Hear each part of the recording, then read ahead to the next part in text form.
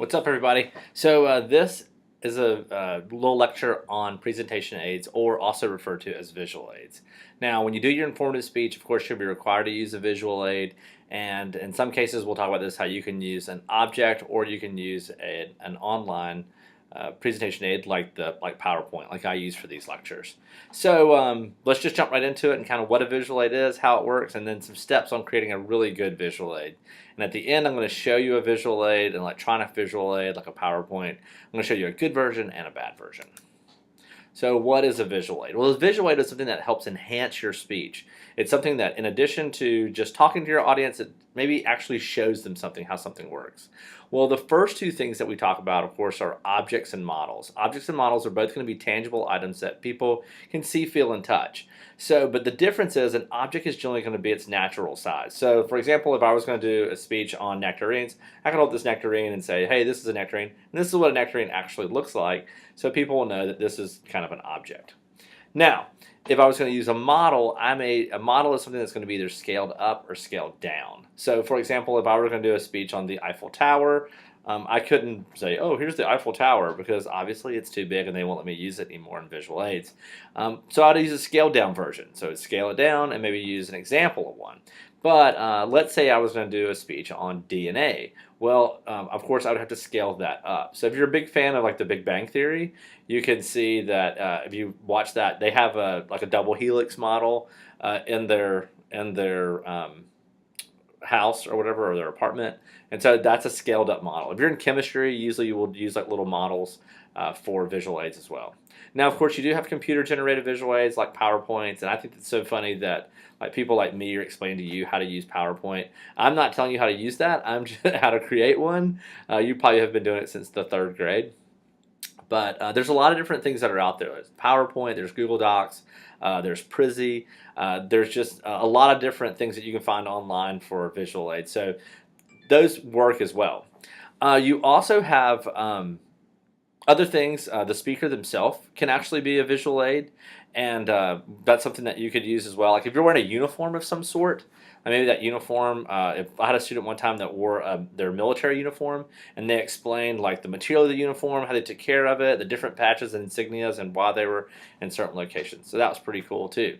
Let's see, if you're a culinary student, you may wear like a culinary, had them too, and they wore like what they wear in the kitchen.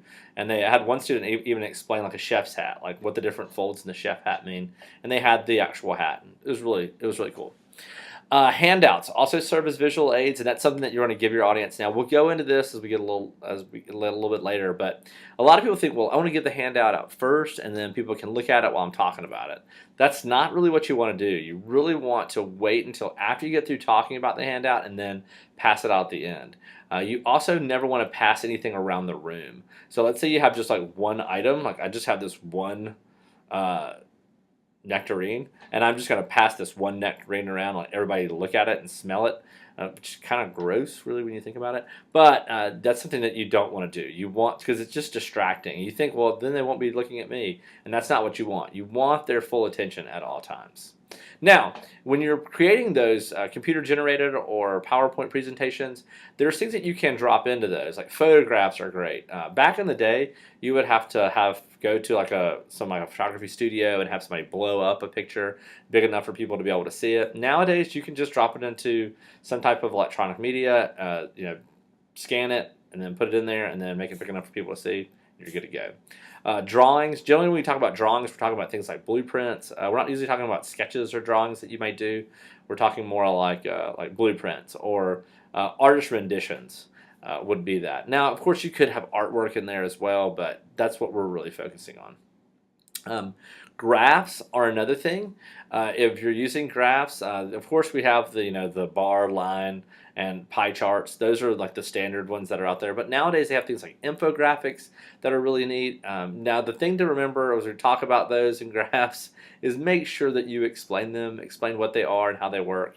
And that's something that you want to make sure that sometimes people will throw them up there and they don't want to explain where they came from or why they picked them. They just said, well, you said put that up there. No, you need to explain why you chose that and what's the point. Now, videos. Of course, I love videos. Now, you guys don't see a lot of videos online because the way videos are set up, You got to be really careful with that. But I have actually a 1 minute video in here from the Art of Manliness that talks about leveling up your morning routine. And the reason I have it is to show you like the length of the video. Like for our presentations that we do in class, I limit the amount of time to 1 minute because those speeches are like 4 to 6 minutes. The informative speech and the persuasive speech, and so we don't want that video time to eat up too much time of the actual speaking time. When the video takes 3 minutes and you only talk for 1 minute, then you just become the narrator, and that's not what I'm looking for. I'm looking for your skills in becoming a really good public speaker. So videos are great though. Videos are awesome because they break up time and they show people different ways to kind of incorporate things, and it just kind of again adds your credibility for the most part. So this is the video that I was discussing earlier, how to level up your pregame. I'm going to see if I can play it now so you can kind of watch it and see how it goes. But I think that I like it. I'm a big Art of Manliness fan. I think this guy is awesome. He does really good work. So you can kind of watch this and kind of how it works. This is about how long. I think it's about 1 minute and 15 seconds. But you can see how it's really gets to the point. Get all your pregame essentials at Target. Take pride in your pregame. Your morning routine sets the tone for the rest of your day. It's your pregame, and you need to take pride in it. To make sure your daily pregame fills you with vim and vigor, here are 6 ways to level it up. You've got important things to do. Start the day off early so you can get them all done. There'll be sleep enough in the grave. Get the blood flowing and release some productivity-boosting endorphins with vigorous calisthenics. Freshening up and getting clean with a cold shower will wake you up and provides a myriad of health benefits like fat loss, mental resilience, and increased testosterone. Get fresh and sharp with a regular grooming routine and a masculine scent. Finish with a straight razor shave. Putting razor-sharp steel next to your throat every morning will remind you that you're alive. Victory on the field always begins with a solid attack plan. So it is in life. Plan your work your plan. Fuel your body and mind so you have the energy to take on whatever comes at you.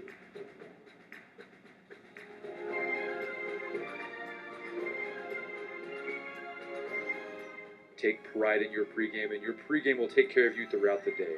Now that you're looking great, go get 'em, Tiger. Okay, so that's like a 1 minute and 15-second video. And you can see it takes up a lot of time. So it's really good. It's a good break, and it also shows people kind of what you're doing. When you have videos, just like drawings or anything you have with it, always put the URL at the bottom, because as you're giving the speech, it helps you refer back to it, and then it allows you to be able to get another source in. In this drawing that I have right here, one of the things you can see is in the drawing, I have the artist and like the title of the drawing, so maybe you can refer to that as you're kind of going through. Again, it's easier. It's hard for people to see, and you can see how I kind of had to stretch this one out because it was really small. It becomes very pixelated. So, but again, the reason I did that is because I want people to be able to see it. And then, of course, this is an example of a graph.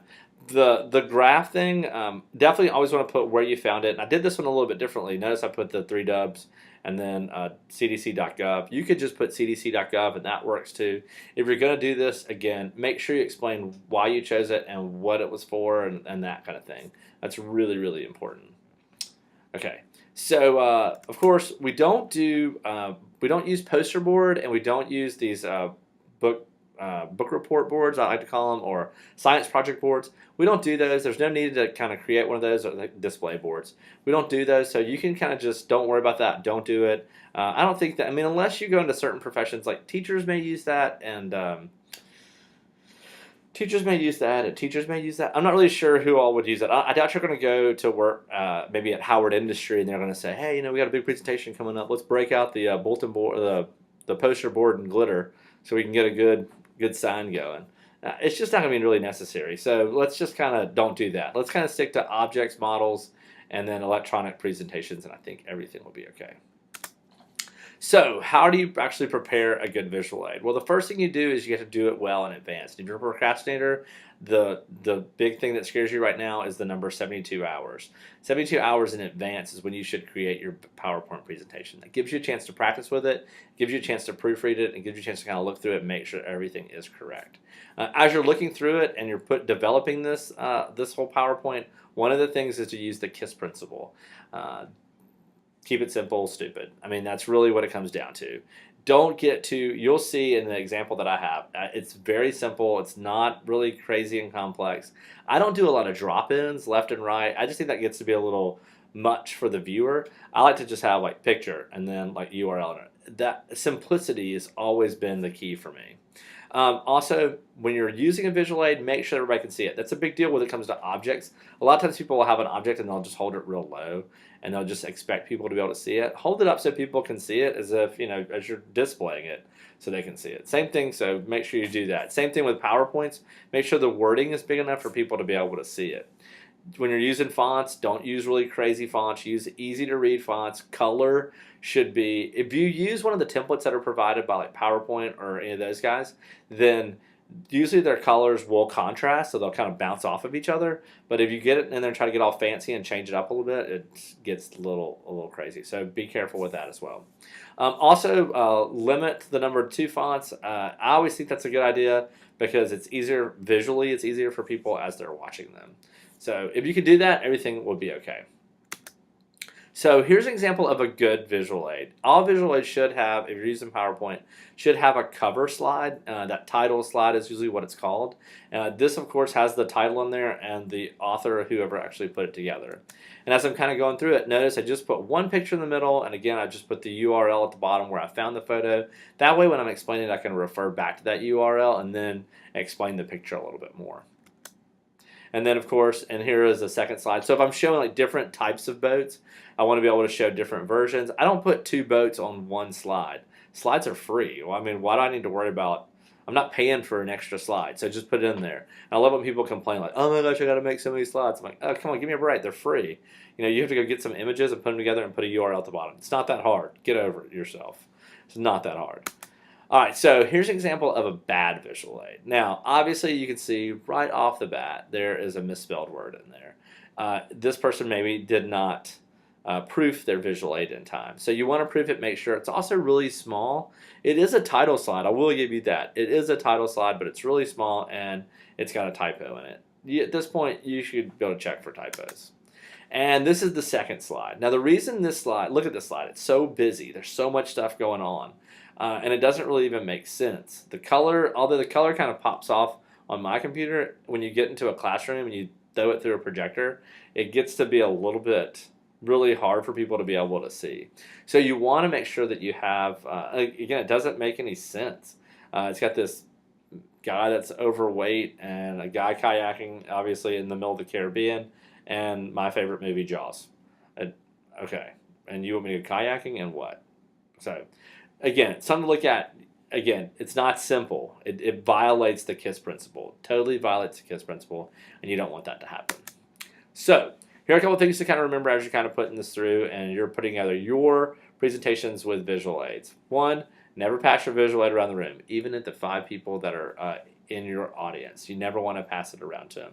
You want to hold it up, and maybe even after the speech is over, just say, hey, after I get through on presentation, I'll be happy to have this on display for you guys to come up and look at. Or you could say something along the lines of, hey, after this is over, I'll be happy to pass these out. Also, never pass material out when you're actually doing it. As I've said before, don't do it until after. And remember, the most important thing, and probably the thing that hangs up a lot of people, is explain your visual aid during your speech. Your visual aid should be incorporated into your speech as you're doing it. After the speech is over, throwing the visual aid up and using it is not what we're shooting for. Okay, so that's a little bit about visual aids. Hopefully that helps you a little bit. And if you have questions, remember you can email me on Canvas, and I'll be happy to answer your questions. So have a great day, and